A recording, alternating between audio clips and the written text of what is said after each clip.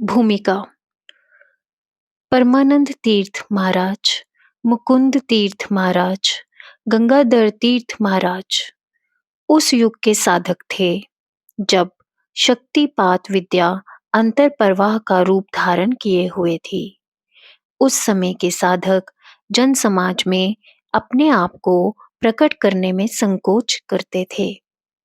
जगत की दृष्टि से दूर कहीं एकांत गिरी कंदराओं में अथवा पर्वत शिखरों या टूटे खंडहरों में साधन लाभ लेते थे। तब के विचार अनुसार साधन को जितना गुप्त रखा जाए उतना ही बढ़ता है। ना कोई साहित्य रचना, ना प्रवचन। जब तक कोई अत्यंत उच्च अधिकारी नहीं मिले तब तक शक्तिपात की चर्चा तक भी नहीं की जाती थी। भारत भर में उंगलियों पर गिने जाने योग्य 2-4 साधक ही होते थे। किसी को यदि शिष्य बनाया भी जाता था तो पहले उसको ठोक बजाकर परखा जाता था। इन सब बातों का परिणाम यह हुआ कि जन समाज शक्ति जागृति तथा शक्तिपात से अनभिज्ञ बना रहा। सामान्य लोगों में पुरुषार्थ युक्त आणव उपाय का ही अधिक प्रचलन था, किंतु इसका एक पक्ष यह भी था कि साधन का स्तर काफी उच्च बना रहता था, यद्यपि उसका लाभ किसी किसी को ही प्राप्त हो पाता था। जन समाज में शक्तिपात का प्रचार स्वामी नारायण तीर्थ देव महाराज से आरंभ हुआ, किंतु उन्होंने साधन का स्तर बनाए रखा। दीक्षा से पूर्व वह भली प्रकार संतोष कर लिया करते थे। उनके व्यक्तित्व में लोभ और मोह का स्थान नहीं था। वह शिष्यों में अनुशासन के प्रति अत्यंत कड़क थे। दीक्षा कार्य केवल शिष्यों के कल्याणार्थ ही किया जाता था। उन्होंने शक्तिपात को सर्व सामान्य के लिए सुलभ करते हुए भी विद्या के अनुशासन का पूर्ण पालन किया। समय बदला, शक्तिपात का विस्तार होता गया, कई परंपराएं खड़ी हो गई, साहित्य की भरमार तथा प्रवचनों का प्रचलन चल पड़ा। आश्रमों की भव्यता, शिष्यों के लिए सुविधाओं की बहुलता, अधिकार निर्णय किए बिना दीक्षा तथा अनुशासन की कमी होने से शिथिलता आती गई। शक्तिपात का विशाल भवन भंडार खंडहर बनकर रह गया। जितना विस्तार होता गया उतनी कमजोरी आती गई। शिष्यों की संख्या अधिकाधिक बढ़ाने की होड़ लग गई। यदि हम अपनी मानसिक स्थिति को अपने पूर्व गुरुओं की मानसिक स्थिति के साथ तुलना करें तो हमें पता लग जाएगा कि हम कहाँ खड़े हैं। जहाँ जाना था उधर नहीं जा रहे, जो करना था वह नहीं कर रहे, जो बनाना था वह नहीं बन रहे। यह साधकों के लिए अत्यंत ही शोचनीय विषय है। इस बात ने मुझे प्रेरित किया कि मैं अपने तथा साधकों के लाभार्थ पूर्व गुरुओं के साधन परक एक उपदेशात्मक वृत्तांतों को प्रकट करूं। गुरुदेव स्वामी श्री विष्णु तीर्थ जी महाराज ने अत्यंत कृपावान होकर इन वृत्तांतों के जो रहस्यात्मक तथ्य मेरे समक्ष उद्घाटित किए, उन्हें आधार बनाकर अपनी सीमित क्षमता के अनुसार कुछ लिखने का प्रयत्न करता हूँ। यह ठीक है कि सभी साधक एक समान नहीं होते।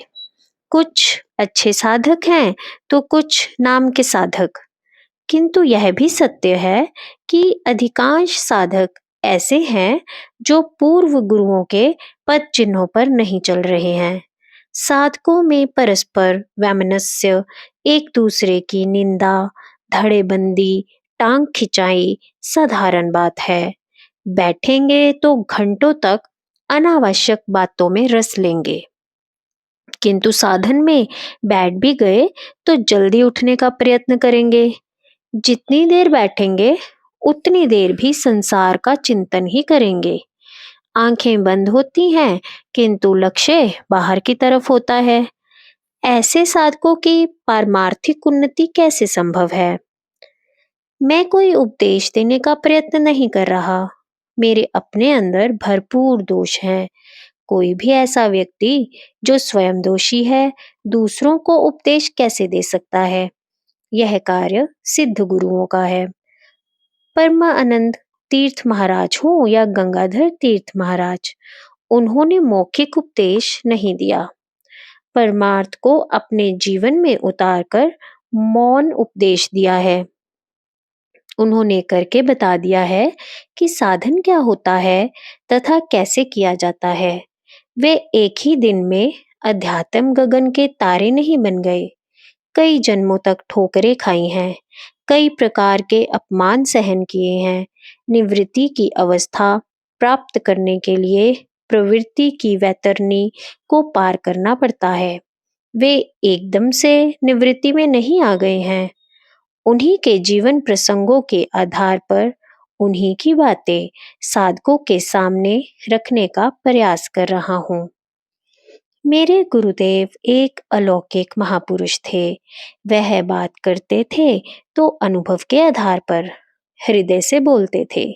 उनकी दृष्टि दिव्य थी, किंतु गंभीरता ऐसी कि जिसकी कोई सीमा नहीं। मैं ये सब इसलिए नहीं लिख रहा कि वे मेरे गुरु थे, अपितु दीर्घ काल तक उनके चरणों की सेवा में रहकर जो अनुभव किया है उसका वर्णन कर रहा हूँ। उन्हें कभी झूठ बोलते, किसी की निंदा करते अथवा कोई अभिमान पूर्वक बात करते नहीं सुना। वे गुणों की खान थे, किंतु कभी बखान नहीं किया। यह उन्हीं का कृपा प्रसाद है जो मैं अन्य साधकों में वितरण कर रहा हूँ। यदि गुरुदेव इन बातों का वर्णन नहीं करते तो यह सदैव के लिए अतीत के अंधकार में विलीन हो जाती।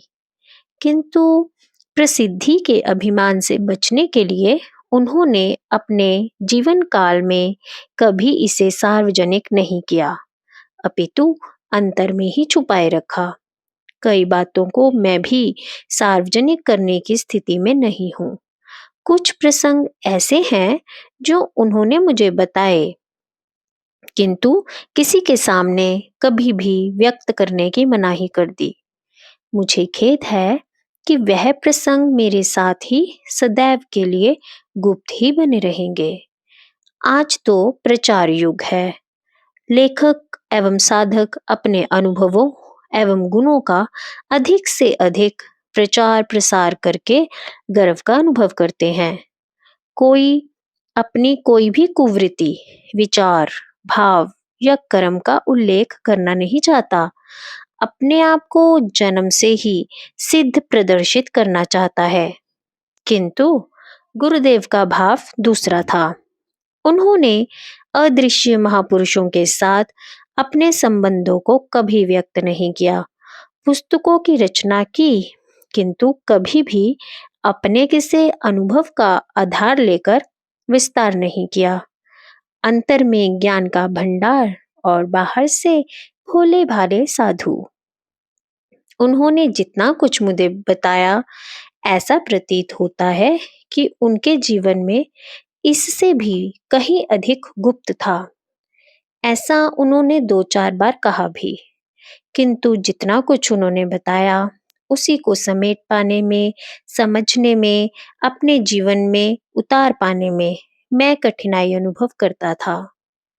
मुझे कई बार ऐसा विचार आया, यह सब बातें बताने के लिए मेरा चयन ही क्यों हुआ, जबकि मेरी समझ से कुछ अन्य शिष्य मेरे से भी अधिक योग्य थे। उन्होंने अन्य किसी को कुछ नहीं बताया कि नहीं, इसकी मुझे कोई जानकारी नहीं है। आज तक प्रधान संसार है। लोग हर बात को विज्ञान की दृष्टि से नापना चाहते हैं। अध्यात्म का भी अपना विज्ञान है। वह भौतिक विज्ञान की अपेक्षा बहुत भिन्न है। कई बातें भौतिक विज्ञान की दृष्टि से ठीक नहीं बैठती, किंतु अध्यात्म विज्ञान की दृष्टि से वह सही होती हैं। अतीत का वर्तमान की तरह समक्ष प्रत्यक्ष दिखाई देना अथवा भविष्य में घटित होने वाली घटना को पहले ही बता देना, ऐसे ही विषय हैं जो भौतिक विज्ञान की परिधि में नहीं आते। चित्त की आंतरिक अवस्था, संस्कारों का उदय तथा क्षय भी ऐसे ही विषय हैं। यह ठीक है, अध्यात्म शक्तियों के नाम पर ठगबाजी बहुत चलती है, किंतु जिसके अत्यंत निकट सानिध्यों में वर्षों रहकर प्रत्यक्ष देख लिया हो, उसमें लोभ, अभिमान, आडंबर नाम को भी नहीं, उसके विषय में ठगबाजी की कल्पना करना उचित नहीं। जिसने 60 साल पहले की स्वामी गंगाधर तीर्थ महाराज की कुटिया के संबंध में बता दिया एवं तत्पश्चात म्युनिसिपल रिकॉर्ड से इस बात की पुष्टि भी हो गई, जबकि इस समय उस स्थानों पर मकानों की पंक्तियां खड़ी थी। उसको ठगबाज नहीं कहा जा सकता। ठगबाजी के लिए एक विशेष प्रकार के मन की आवश्यकता होती है, तथा गुरुदेव के पास ऐसा मन ही नहीं था। उनका मन अत्यंत निर्मल था, ऐसा उनके व्यवहार से स्पष्ट प्रकट होता था। यह भी ठीक है कि कई लोग मन के मैले तथा व्यवहार में अत्यंत मधुर होते हैं। ऐसे लोगों के लिए ही कहा जाता है, बगल में छुरी मुंह में राम राम। किंतु उनके निकट संपर्क में आने पर उनकी पोल खुल जाती है, दूध का दूध और पानी का पानी हो जाता है। ऐसे लोग मन की बात को छुपाकर मधुर व्यवहार को कर्म कुशलता कहते हैं, किंतु गुरुदेव की कार्य कुशलता की परिभाषा भिन्न थी। वे कहा करते थे कि कर्म करते हुए भी कर्म के बंधन में नहीं आना ही कार्य कुशलता है। जो जल में डूबे नहीं तथा तैरकर नदी को पार कर जाए, वही कुशल तैराक है। मन तथा व्यवहार की भिन्नता दंभ का लक्षण है, जबकि गुरुदेव में दिखावा रति भर भी नहीं था। जब किसी बात का लोभ नहीं था, तो वे दिखावा करते भी काहे को? वह अंदर बाहर एक जैसे थे। पुस्तक का विषय बहुत पुराना है, किंतु पाठकों के लिए अब तक आवरण के पीछे छिपा होने से पाठ को साधकों के लिए एकदम नया है। कभी किसी साधक का परमानंद तीर्थ महाराज की ओर ध्यान ही नहीं गया, जबकि वे शक्तिपात के स्तंभ हैं। लल कश्मीर की प्रेम दीवानी साधिका थी। उसके विषय में कश्मीर में कुछ साहित्य भी प्रकाशित हैं, किंतु लेखकों को ना उनके साधन क्रम का कोई अनुशासन था या अनुमान था, ना ही उनकी कोई अंतर अनुभूतियों का। इतिहास की दृष्टि से जो जानकारी उनको मिली, उन्होंने लिख दी। यह परम पूज्य गुरुदेव ने बताया कि वह परमानंद तीर्थ महाराज की शिष्या थी। उच्च साधकों ने अपने विषय में कुछ लिखने अथवा अन्य किसी प्रकार जानकारी देने से सदैव परहेज किया है। उनमें लोकेशना नहीं होने से प्रसिद्धि से हमेशा बचकर ही रहे हैं। यदि कुछ संत प्रसिद्ध हुए भी हैं, तो भी उनमें प्रसिद्धि की भूख नहीं थी। जिस प्रकार अश्वत्थ वृक्ष एवं बरगद का विस्तार बहुत होता है, किंतु उसकी जड़ भूमि में ही छिपी रहती है, उसी प्रकार संत अध्यात्म रूपी विशाल वृक्ष के जड़ के समान है, जो अध्यात्म के विस्तार का बोझ उठाए होते हैं, किंतु स्वयं जड़ की भांति अदृश्य ही बने रहते हैं। ऐसे ही एक अदृश्य मूल की भांति शक्तिपात विद्या का आधार तथा सर्वोच्च साधक त्रिलोकी बाबा है। इनका शक्तिपात विद्या के साथ घनिष्ठ संबंध है। उनका नाम भी साधकों के लिए एकदम नया है। त्रिलोकी बाबा के विषय में संभव है किसी अन्य को भी जानकारी हो, किंतु इस बात का मुझे पता नहीं है। अभी तक हम स्वामी गंगाधर तीर्थ महाराज की एकांत प्रियता की बातें करते रहे, किंतु ऐसा प्रतीत होता है इस संबंध में त्रिलोकी बाबा उनसे भी आगे हैं। उनकी एकांत प्रियता एकदम कड़क है, किंतु विशेष विचारणीय बात यह है कि इतनी सामर्थ्य होते हुए भी लल तथा त्रिलोकी बाबा ने कोई दीक्षा नहीं दी। यह दोनों इस विद्या के साधक ही नहीं अपितु महान आचार्य भी थे एवं उच्च स्तरों पर रमनशील थे। गुरुपद को सुशोभित करने के पूर्ण अधिकारी होते हुए भी गुरुपद स्वीकार नहीं किया। इससे इनकी महत्ता कम नहीं हुई, बड़ी ही है। और फिर महत्ता कम होने या बढ़ जाने से संतों को अंतर भी क्या पड़ता है। संसारिक महत्व सदैव अस्थायी होता है, समय के साथ उसका पात्र एवं स्वरूप बदलता रहता है। पुस्तक में सबसे लंबा वृतांत लल का है, क्योंकि महाराज श्री ने उनकी चर्चा सबसे अधिक की है। शक्तिपात विद्या के विस्तार क्रम तथा हास क्रम का भी विशद वर्णन हुआ। यहाँ विस्तार हास से तात्पर्य संसारिक दृष्टि से साधकों की संख्या से है। यह आवश्यक नहीं कि संख्या के साथ गुणवत्ता का भी विकास हो, अपितु संख्या बढ़ने के साथ गुणवत्ता कम होती जाती है। अंत में संख्या का विशाल भवन खड़ा हो जाता है तथा गुणवत्ता नाम को भी नहीं रहती। तब शक्तिपात विद्या एक सांप्रदाय का रूप लेकर रह जाती है, उसकी आत्मा मर जाती है।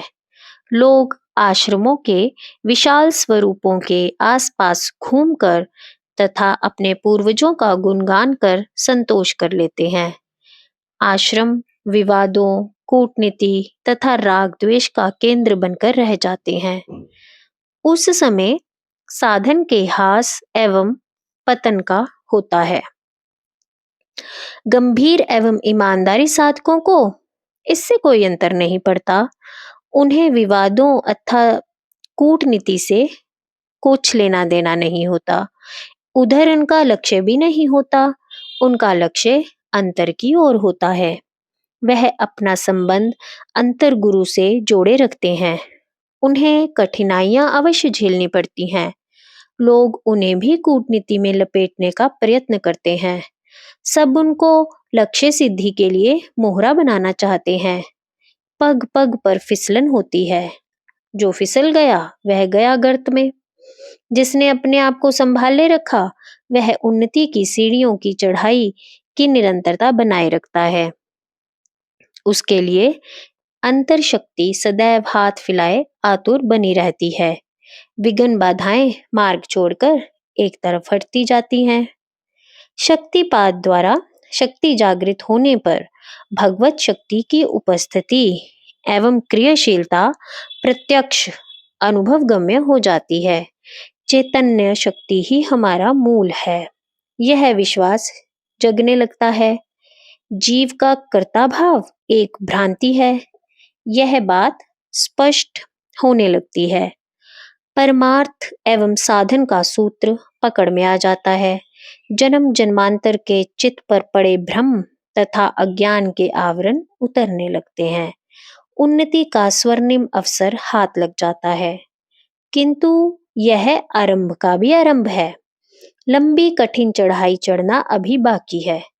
अनेकों बार अनेक उतार चढ़ाव पार करने पड़ते हैं। आंधियों तथा तूफानों से जूझना पड़ता है। फिसलन भरे रास्ते तथा नदी नालों के तेज बहाव पार करने पड़ते हैं। इसमें उत्साह एवं धैर्य बनाए रखना आवश्यक है। श्रद्धा, विश्वास एवं आत्म संयम की अनिवार्यता है। समर्पण, दृष्टाभाव तथा निरंतरता सहायक है। इन सबको बनाए रखना इतना सरल नहीं। अपने आप पर काफी काबू रखना पड़ता है, तब कहीं जाकर साधक आगे बढ़ पाता है। सबसे बढ़कर ईश्वर की कृपा की आवश्यकता पड़ती है।